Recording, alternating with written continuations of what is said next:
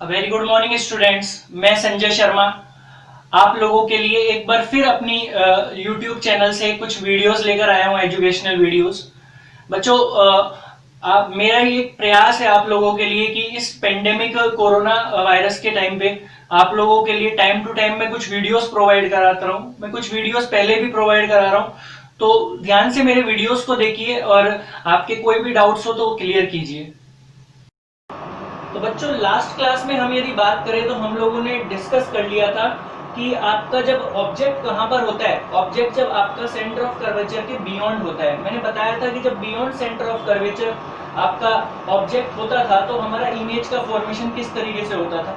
आज हम third case लेकर आ रहे हैं और जो तीसरा केस है वो क्या बताता है कि जब आपका ऑब्जेक्ट है वो कहाँ पे आ जाता है, सेंटर ऑफ कर्वेचर पे आ जाता है। कंपैरेटिवली देखना, सबसे पहले हमने इनफाइनाइट पे रखा था, ये आपका मिरर था, सबसे पहले इनफाइनाइट पे था। इनफाइनाइट से फिर आपका ऑब्जेक्ट कहाँ पर आया, बियॉन्ड सेंटर ऑफ कर्वेचर आया और अब सेंटर ऑफ कर्वेचर आ रहा है। मतलब अल्टीमेटली हम ध्यान दें तो धीरे धीरे ये जो ऑब्जेक्ट है ना वो आपके मिरर के क्या है, नियर की तरफ आता जा रहा है, नियर वाली डायरेक्शन में आ रहा है, towards the direction of mirror आ रहा है। और आप इसके कंपैरेटिवली देखना, जो इमेज का फॉर्मेशन होगा वो आपका धीरे धीरे मिरर से दूर होता जाएगा। जैसे जैसे ऑब्जेक्ट नियर आएगा मिरर के, वैसे वैसे इमेज का फॉर्मेशन क्या होगा, डिस्टेंस पे होता चला जाएगा एज कंपेयर टू मिरर। ठीक है, तो यदि मैं आप लोगों से बात करूं इस फर्स्ट वाले केस के बारे में, इस थर्ड केस के बारे में, तो मैं आपसे क्या कह रहा हूं कि आपका जो ऑब्जेक्ट है वो अभी कहां पर है, वो आपका सी पर है, मतलब कि सेंटर ऑफ कर्वेचर पे है।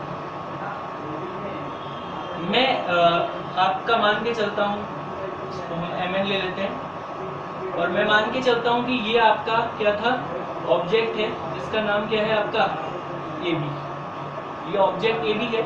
आपको करना क्या है, एक काम तो सेम पैटर्न आपको रिवाइज करना है कि पहली जो लाइट रे आप पास कराओगे वो आपकी प्रिंसिपल एक्सिस के रेस्पेक्ट में पैरेलली पास करा रहे हो। ठीक है, पहले आपने पैरेलली पास कराई।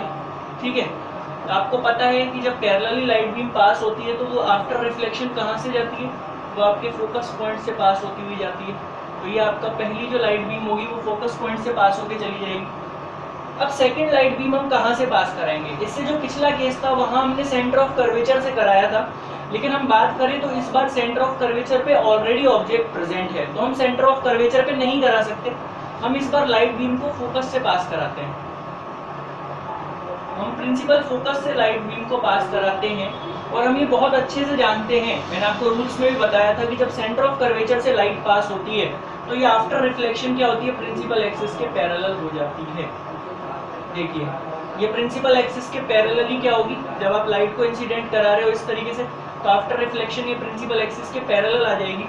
और ये जिस पॉइंट पे दोनों लाइट बीम रिफ्लेक्ट बैक होके जिस पॉइंट पे मीट करती हैं, मैंने आपको बताया था उस पॉइंट को यदि हम प्रिंसिपल एक्सिस से मीट करा देते हैं, ये लो मैंने यहाँ से मीट करा दिया, तो हम मीट करा देते हैं तो वो जो होता है आपका प्रिंसिपल एक्सिस से इन दोनों के मीट पॉइंट का जो डिफरेंस होता है वो क्या होता है, वो आपका इमेज के बारे में हमको डिस्क्राइब करता है। मतलब कि यहाँ पर आपका इमेज का फॉर्मेशन हो गया, ये हो गया आपका A डैश B डैश, ये आपका इमेज बना।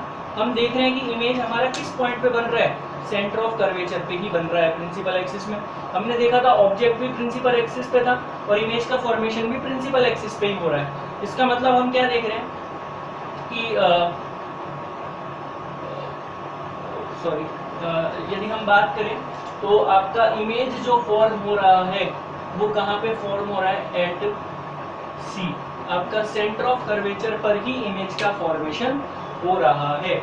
आपका ऑब्जेक्ट और इमेज सेम साइज का होगा, देखो बिल्कुल सेम साइज का होगा। जब दोनों सेम डिस्टेंस पे होंगे प्रिंसिपल एक्सिस से तो दोनों का साइज भी सेम होगा। साइज सेम होने का मतलब क्या हुआ, इसलिए मैंने बोला कि इक्वल इन साइज होगा। और साथ ही साथ नेचर के बारे में बात करें तो मैंने आपको बताया था कि जब भी इमेज का formation in front of mirror होता है, मिरर के सामने होता है, तो उस कंडीशन में क्या होता है, इमेज कैसा होता है, रियल होता है। तो यहाँ भी हम देख रहे हैं मिरर के जस्ट सामने आपका इमेज का फॉर्मेशन हो रहा है, इसलिए रियल इमेज होगा। और साथ ही साथ कैसा होगा, ऑब्जेक्ट आपका प्रिंसिपल एक्सिस के अपवर्ड डायरेक्शन में, डाउनवर्ड डायरेक्शन में जस्ट अपोजिट आपका क्या है, इमेज है, इसलिए जो इमेज होगा वो क्या होगा, आपका इन्वर्ट होगा, उल्टा इमेज आपका फॉर्म होगा किसका, इस पर्टिकुलर केस के अंदर। तो ये आपका केस था कि जब आपका ऑब्जेक्ट कहाँ पर हो, सेंटर ऑफ कर्वेचर पे, तो हमें कंक्लूजन मिला कि इमेज भी सेंटर ऑफ कर्वेचर पर ही फॉर्म होगा, साइज ऑब्जेक्ट की इक्वल होगा इमेज का, और नेचर जो होगा उसका वो रियल एंड इन्वर्ट होगा। ठीक है बच्चों, यदि हम लोग बात करें तो अभी तक हम लोग 3 केस डिस्कस करके आ चुके हैं। लास्ट वाला जो केस था उसके अंदर हम लोगों ने डिस्कस किया था कि यदि आपका मिरर जो है, मिरर से ऑब्जेक्ट का डिस्टेंस कहाँ पे हो, आपका ऑब्जेक्ट जो है वो सेंटर ऑफ कर्वेचर पे रखा हुआ हो, तो किस तरह से इमेज का फॉर्मेशन होता है, ये हम लोगों ने डिस्कस कर लिया था। अब केस नंबर 4 जो है वो हम लोग को डिस्कस करना है। यदि मैं केस नंबर 4 के बारे में बात करूँ तो आपका, मैंने आपको जैसे कि पहले भी बताया हुआ है कि आपके मिरर के रेस्पेक्ट में धीरे धीरे ऑब्जेक्ट नियर आएगा। लास्ट केस में हम बात करें तो सेंटर ऑफ कर्वेचर तक आ चुका था, तो इस केस में वो सेंटर ऑफ कर्वेचर से आगे आने वाला है। तो ये केस क्या है कि जब आपका ऑब्जेक्ट कहाँ पर हो, बिटवीन सी एंड एफ, मतलब कि सेंटर ऑफ कर्वेचर और फोकस के जब मिड में आपका ऑब्जेक्ट होता है, तो उस कंडीशन में किस तरीके से इमेज का फॉर्मेशन होता है। तो ये आपका सेंटर ऑफ कर्वेचर है, ये फोकस है। मैं कहता हूँ कि इस बार कंडीशन कुछ इस तरीके से है कि आपका ऑब्जेक्ट जो है वो यहाँ पर प्रेजेंट है, ये आपका ऑब्जेक्ट है ए बी, ठीक है, ये यहाँ पर प्रेजेंट है। अब आपको इमेज फॉर्मेशन करना है, तो ध्यान से देखना बच्चों, ये थोड़ा सा क्रिएटिव केस है, थोड़ा सा ध्यान हमको यहाँ पे अटेंशन जरूर पे करना चाहिए। यदि मैं बात करूँ तो पहला काम आपको हर किसी की तरह से सेम करना है। आपको पहली लाइट बीम को क्या करना है, पैरेलली प्रोपोगेट कराना है, किस पे, हमारी जो मिरर है। आपको प्रिंसिपल एक्सिस के रेस्पेक्ट में एक पैरेलल लाइन ड्रॉ करनी है, आपने ड्रॉ कर दी। आपको पता है जब भी पैरेलल लाइट प्रोपोगेट होती है, इंसिडेंट होती है, तो वो फोकस से पास होकर जाती है। ये लाइट भी आपकी फोकस से पास होकर जाएगी, ठीक है, ये आपकी फोकस से पास होकर चली गई है। अब दूसरी चीज जो थोड़ा सा आप लोगों को यहाँ पर अब क्रिएटिव करना है, जो दिमाग में हम लोग को रखना है, वो क्या है कि सेकंड लाइट बीम जो अब की बार हमें पास करानी है, मैं इसका साइज थोड़ा सा और बढ़ा देता हूँ ताकि हम लोग को इजी रहेगा समझने में। सेकंड लाइट जो हमको प्रोपोगेट करानी है वो किस तरीके से करानी है, वो माइंड में थोड़ा सा हमें इमेज करते हुए चलना है कि ये लाइट कहाँ से आ रही है। वो कुछ इस पैटर्न में आ रही होगी आपकी सेंटर ऑफ कर्वेचर से, इस तरीके से आपकी सेंटर ऑफ कर्वेचर से पास होती हुई, मतलब कि इस तरीके से आपकी लाइट ये आगे जा रही है। मतलब कि ये सेंटर ऑफ कर्वेचर से तो नहीं आ रही है, क्योंकि आपको पता है लाइट सोर्स तो ये है आपका ए बी, लेकिन आपको इस तरीके से ध्यान देना है, इस तरीके से लेके चलना है कि यदि ये लाइट सेंटर ऑफ कर्वेचर से आती तो किस तरीके से प्रोपोगेट होती। तो हम कह रहे हैं लाइट का एंगल ना इस बार ऐसे रखेंगे, हम ऑब्जेक्ट से लाइट को इस तरीके से डालेंगे। ये आपने लाइट प्रोपोगेट करा दी है, ठीक है। अब एक चीज याद रखना, जब भी आपको मैंने जो सेकंड फिगर आपका बनवाया था, मैंने सेकंड रे डायग्राम, वहां भी बताया था कि जब भी लाइट सेंटर ऑफ कर्वेचर से पास होती है तो वो वापस रिफ्लेक्ट बैक होने के बाद में ना कोई रिफ्लेक्शन फिनोमिना फॉलो नहीं करती, वो बिल्कुल उसी लाइन को फॉलो करती हुई वापस लौट कर आ जाती है। तो आप यहाँ से आप कहीं ना कहीं कंसीडर माइंड में सेंटर ऑफ कर्वेचर को ही कर रहे हो। आप कह रहे हो कि जब लाइट आप क्या कराओगे, इस तरीके से प्रोपोगेट कराओगे, तो वो आफ्टर रिफ्लेक्शन बिना कोई रिफ्लेक्शन का फिनोमिना परफॉर्म करे ऐसे ही लौट कर आ जाएगी। और कहाँ से पास होती हुई जाएगी, आपकी सेंटर ऑफ कर्वेचर से पास होती हुई जाएगी।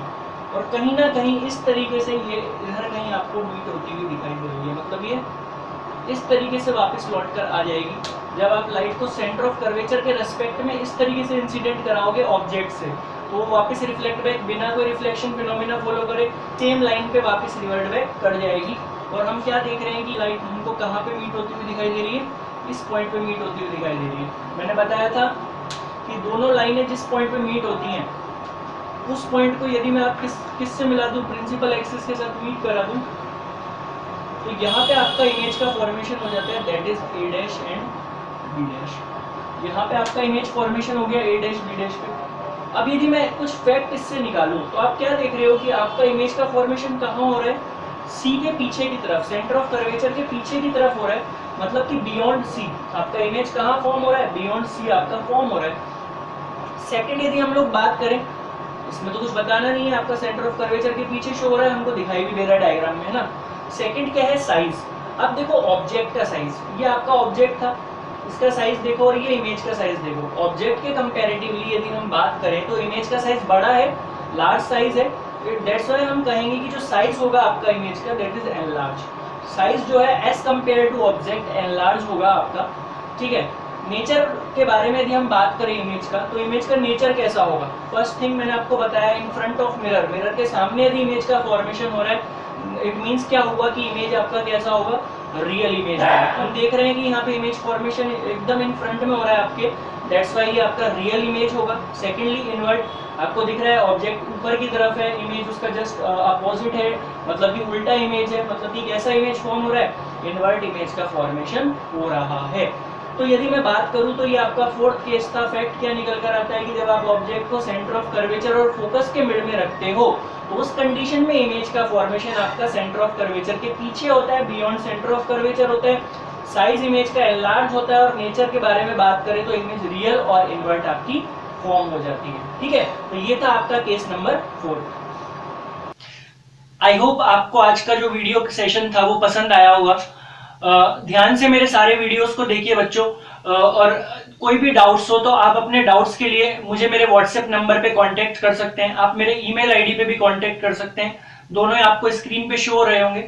इसके अलावा मैंने आप लोगों को बताया था कि मैं एक नई स्कीम लेकर आया हूँ, मेरी कुछ लाइव क्लासेस इस समय गूगल मीट पे रनिंग में चल रही हैं।